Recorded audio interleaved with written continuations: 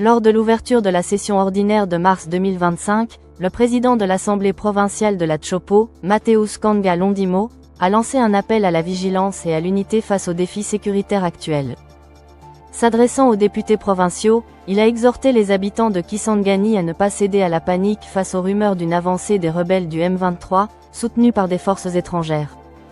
Rappelant les tragédies vécues par la ville au début des années 2000, il a insisté sur le fait que toute forme de rébellion était inacceptable et a mis en garde contre la propagation de fausses informations sur les réseaux sociaux. Dans cette optique, Mathéus Kanga a encouragé une mobilisation collective contre la désinformation et les discours alarmistes, invitant la population à signaler tout comportement suspect aux autorités. Il a également salué la mise en place d'un comité provincial de résistance, mis en place en collaboration avec le gouvernement local, afin de renforcer la capacité de la population à défendre le territoire. Par ailleurs, il a exhorté les députés provinciaux à pleinement assumer leurs responsabilités en matière de législation et de contrôle parlementaire. Il a souligné l'importance d'adopter des mesures adaptées aux enjeux actuels à travers des édits provinciaux et a insisté sur le devoir de l'Assemblée de remplir son rôle de contrôle des actions gouvernementales au niveau local. Le Qatar joue un rôle clé dans les efforts de médiation pour apaiser les tensions dans l'Est de la République démocratique du Congo, RDC. Après avoir réuni le président congolais Félix Tshisekedi et son homologue rwandais Paul Kagame à Doha, l'Émirat a franchi une nouvelle étape en organisant des discussions avec les représentants du groupe rebelle M23. Cette initiative s'inscrit dans un contexte de conflit persistant entre les forces gouvernementales congolaises et le M23, un mouvement armé accusé par Kinshasa de bénéficier du soutien du Rwanda.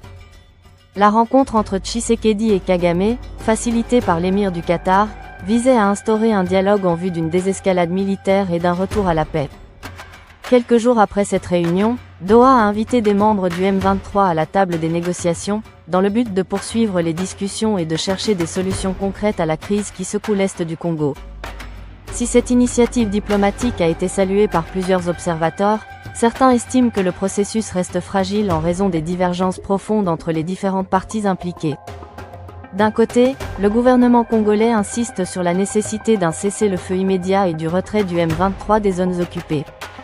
De l'autre, les rebelles affirment que leur lutte se poursuivra tant que leurs revendications ne seront pas prises en compte.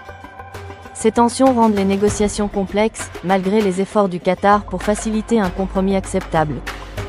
L'implication croissante du Qatar dans ce dossier montre son ambition de jouer un rôle majeur dans la résolution des conflits en Afrique.